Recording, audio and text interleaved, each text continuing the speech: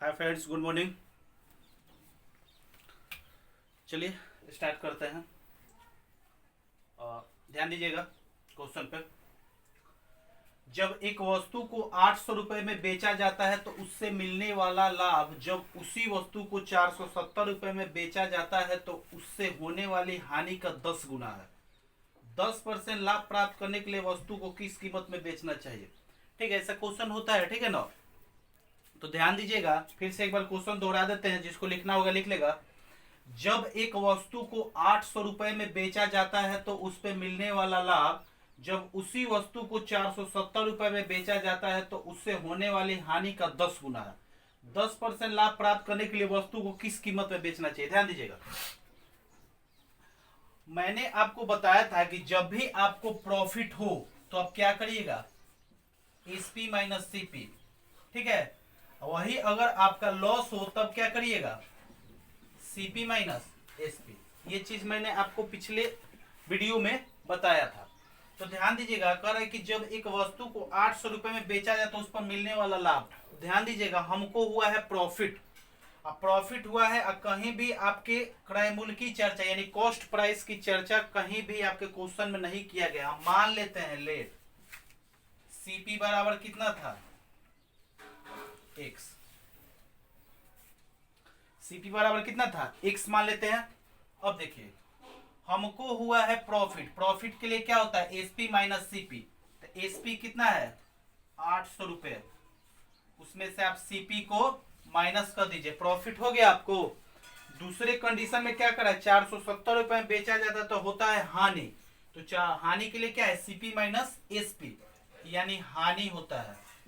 अब बताइए कि कर है हानि और लाभ कब बराबर होगा, जब हानि का जो हानि है, हानि का 10 गुना क्या है, लाभ है। तो हानि का 10 गुना क्या है, आपका लाभ है। ठीक है ना, 10 टाइम्स। अब ध्यान दीजिएगा, 10 को इधर डिवाइड करिएगा तो ये हो जाएगा 80, ये हो जाएगा x/10, ये हो जाएगा x माइनस 470। अगर आप इसको इधर करिएगा तो हो जाएगा 8 7 15 4 1 5, इधर करिएगा तो कितना हो जाएगा 10 1 11 x/10। कैलकुलेशन आप कर लीजिएगा, ठीक है ना। कैलकुलेशन फास्ट करिएगा, क्वेश्चन फास्ट बनेगा, ठीक है ना। 11 5 55, ठीक है। एक्स का वैल्यू कितना आ गया आपका, 500, यानी एक्स का वैल्यू आपका कितना आ गया, 500। करे कि वस्तु को किस कीमत पर बेचना चाहिए, बताइए कि एक्स क्या माना है हमने, क्रय मूल्य माना है। तो वस्तु को बेचना है जब हमको, तो आप बताइए कि 500 क्रय मूल्य हुआ, हमको कितना का लाभ चाहिए, 10%। आप यहीं पर डायरेक्ट देख ना लीजिए कि 500 का 10% 50 होता है, यानी 550 रुपये में बेचना चाहिए। नहीं जानते हैं तो लिखिए इस तरफ 11 5 55, ठीक है। फिर से समझा देते हैं, देखिएगा कॉस्ट प्राइस की चर्चा क्वेश्चन में कहीं नहीं की गई है। हम कॉस्ट प्राइस को मान लेते हैं एक्स। हमको प्रॉफिट कब होता है, जब एसपी में से सीपी माइनस होता है। तो हमको यहाँ पर प्रॉफिट करना, हमने प्रॉफिट कर दिया। लॉस कब होता है, जब सीपी माइनस एसपी होता है, यहाँ हमने लॉस दिखा दिया। कह रहा है कि जो प्रॉफिट है लॉस का 10 गुना है, तो लॉस का 10 गुना हमने मान लिया, ठीक है ना। और जब कैलकुलेशन करिएगा तो ये आपका कट के आंसर आएगा। चलिए आगे बढ़ते हैं दूसरे क्वेश्चन की तरफ, स्क्रीनशॉट ले लीजिए। चलिए दूसरा क्वेश्चन देखिए। जब एक वस्तु को 700 रुपये में बेचा जाता है तो उससे मिलने वाली हानि लाभ जब उसी वस्तु को 510 रुपये में बेचा जाता है तो उससे होने वाली हानि का 11.1/9% है। 10% लाभ प्राप्त करने के लिए वस्तु को किस कीमत पर बेचना चाहिए? देखिएगा उसी तरह होगा, ध्यान दीजिएगा। प्रॉफिट है पहले, तो क्या करेंगे, एसपी माइनस सीपी। लॉस है सीपी माइनस एसपी। कितना कर है, 11.1/9%, मतलब क्या, 11 प्रति 1/9%। तो 11.1/9% का मतलब क्या होता है, 1/9 होता है, ठीक है ना। तो 1/9 होता है, 11.1/9% का मतलब होता है 1/9। नहीं समझ में आ रहा है तो परसेंटेज का फर्स्ट वीडियो देख लीजिएगा, क्या होता है, ठीक है ना, क्यों होता है, ठीक है। अब देखिए 11.1/9% है, तो आप बताइए ज्यादा है, तो 9 पर 1 ज्यादा है, यानी 10/9, ठीक है। अब ध्यान दीजिएगा, 9 7 63 घटाओ 9x, 10x घटाओ 5100, ठीक है। इधर लिखिएगा तो 19x हो जाएगा, इसको ऐड करिएगा तो 0 0 4 6 5 11 19 6 1400, x बराबर 600। ठीक है ना, कितना परसेंट ज्यादा लाभ चाहिए आपका, सीपी हो गया 10% ज्यादा चाहिए, तो 600 का 10% कितना होता है, 60 होता है, यानी 660 रुपए में बेचेगा। तो ऐसे कह लीजिए 600। ठीक है, यहाँ पर बताया था, फिर से समझ लीजिए, कहता है कि 11.1/9% का मतलब 1/9 क्या होता है, तो 11×9 = 100/9, परसेंट का मतलब 1/100। अब बताइए 1/9 हो गया ना, 9 रुपया था, 1 रुपया बढ़ गया, 10/9 हो गया। ठीक है ना, चलिए आगे बढ़ते हैं दूसरे क्वेश्चन पर। क्लास का 3 नंबर क्वेश्चन, जब एक वस्तु को 820 रुपए में बेचा जाता है तो उस पर मिलने वाली हानि, जब एक वस्तु को 820 रुपए में बेचा जाता है तो उस पर मिलने वाली हानि वस्तु को 950 रुपए में बेचने पर उससे मिलने वाले लाभ का अनुपात 7:6 है। सीपी ज्ञात करें। क्वेश्चन थोड़ा सा चेंज कर दिए, कंसेप्ट होगा कुछ वो चेंज करेंगे क्वेश्चन बनेगा, कंसेप्ट नहीं होगा थोड़ा भी चेंज करेंगे क्वेश्चन नहीं बनेगा। ठीक है ना, तो इसीलिए हम कहते हैं कि ट्रिक से ज्यादा कंसेप्ट पर ध्यान दीजिए। ध्यान दीजिएगा, सीपी है, हमको हुआ है हानि, सीपी माइनस एसपी, दूसरे कंडीशन में हुआ है लाभ, एसपी माइनस सीपी, उधर जाएगा 2x, इधर ऐड होगा। ठीक है, काट दीजिए, 2 8 16, 2 8 16, 2 5 सही किया है ना हमने, 0 5 2 7 9 8 16। ठीक, x का मान कितना गया, 2 8 16, 2 8 16, 2 5 10, 885।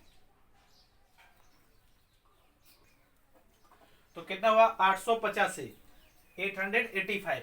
लेकिन क्वेश्चन में इनका रेशियो दिया गया, अगर ये रेशियो नहीं दिया जाता, अगर रेशियो छुपा के बोला जाता कि बेचा जाता है तो उस पर होने वाले लाभ होने वाला लाभ इक्वल है, तो सीपी ज्ञात करो। अगर क्वेश्चन में चेंज रहता है कि जब एक वस्तु को 820 रुपए में बेचा जाता है तो उस पर मिलने वाला हानि, जब उसी वस्तु को 950 रुपए में बेचा जाता है तो उस पर होने वाले लाभ क्या है, इक्वल है, तब सीपी ज्ञात करें, तब तो ये सही हो जाता। ठीक है ना, लेकिन क्वेश्चन में चेंज है, वही हम चेंज बता रहे, क्या है आपका, ये देखिएगा, ये जो हानि है और ये जो प्रॉफिट है, इनका ही रेशियो दे चुका है। अगर ये रेशियो नहीं देता तो यहाँ पर हम क्रैमोल निकल जाता, लेकिन अब दे दिया है रेशियो, तो इसी तरह क्वेश्चन चेंज करते हैं। देखिए थोड़ा सा चेंज कर दिया, तो अगर रेशियो दिया तो इसको भी रेशियो में कन्वर्ट कर लिए। अब करिए 6x, 6 दूना 12 के 2, 8 6 48, 1 49, 0 35 की 5, 9 7 63 और 5 68।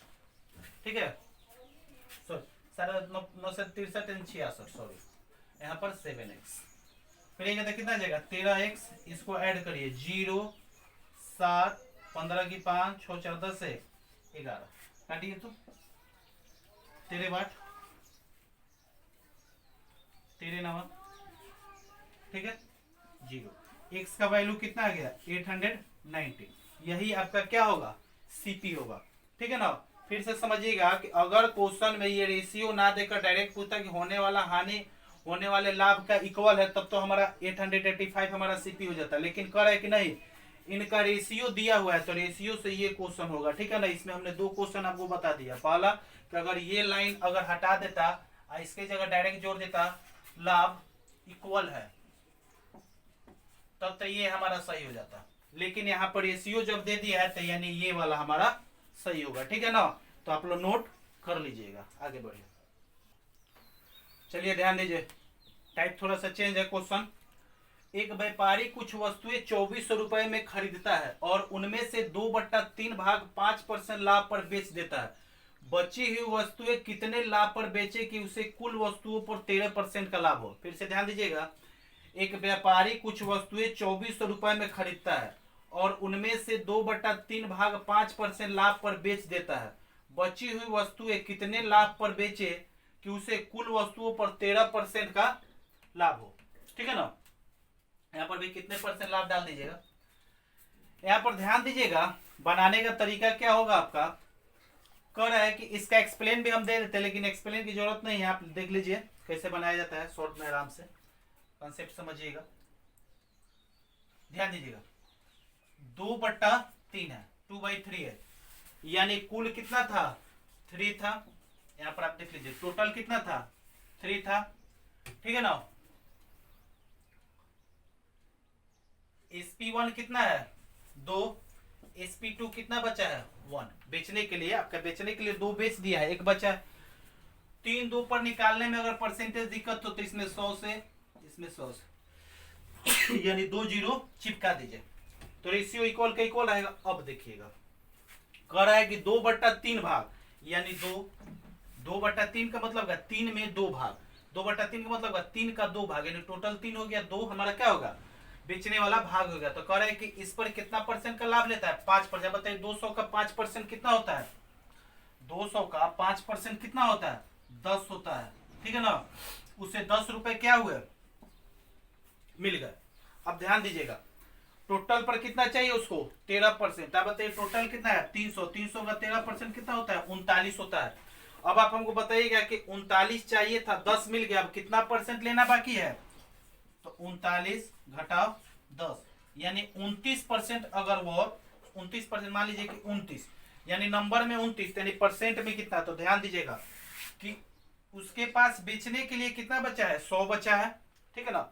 बेचने के लिए 100 बचा है और उसको 29 मतलब कहने का मतलब है कि लाभ चाहिए, कहने का मतलब है कि उसने टोटल पर उसे 39 वस्तु का लाभ चाहिए, वस्तु ही मान लेते हैं 39 वस्तु का लाभ चाहिए। वो 200 पर अगर 10 वस्तु का लाभ लेता है तो उसे कितना लाभ और लेना चाहिए 29 वस्तु। तो 29 वस्तु लाभ लेना है तो कितना पर 100 पर। तो बताइए 100 का 29 कितना होता है 29% होता है। अगर निकालना चाहिएगा 100 का, अगर आप निकालना चाहिएगा तो 100 का कितना परसेंट 29 होता है, तो अगर निकालना चाहिएगा तो ऐसे भी निकल जाएगा x% इक्वल टू 29 काट के 29%। अगर निकालना चाहिए तो ऐसे भी आप जानते हैं कि 100 का 29% कितना होगा 29 होगा, ठीक है ना। तो ऐसा हम आसानी से इसको टैकल कर सकते हैं। चलिए आगे देखते हैं अगला क्वेश्चन। चलिए ध्यान दीजिए, एक व्यापारी कुछ वस्तु 1,89,000 रुपए में खरीदता है और उनमें से 3/8 भाग 12% लाभ पर बेच देता है और बची हुई वस्तुएं कितने परसेंट लाभ पर बेचे कि उसे कुल वस्तुओं पर 4% का लाभ हो। देखिए एग्जाम में आप 1,89,000 या 24,000 देखकर ही डर जाते हैं। 2400 तो मान लीजिए एक लेखा से ठीक था, लेकिन 1,89,000 देख के आप डर जाइएगा। तो 1,89,000 का 3 भाई आप 8 निकालिएगा ना। तो इससे हम बचने के लिए आपको हम बता दिए हैं तरीका करना क्या है। देखिएगा टोटल कितना है 800, SP1 कितना है 300, SP2 कितना है 8 में से 3 निकल गया 500, ठीक है। हमको तो एग्जाम में क्वेश्चन बनाना है, ठीक है ना। अब ध्यान दीजिएगा कह रहा है कि 12% लाभ पर बेचेगा तो इसका 12% कितना होता है 36 होता है, हो गया। टोटल पर 4% चाहिए तो टोटल का 4% कितना होता है 32 होता है। अब बताइए कि 32 टोटल पर चाहिए था, इसने पहले पर ही 36 प्राप्त कर लिया, तो दूसरा को हानि पर बेचना चाहता है। करे कि दूसरे को कितने परसेंट हानि पर बेचे कि कुल पर हमको 4% का लाभ हो, ठीक है ना।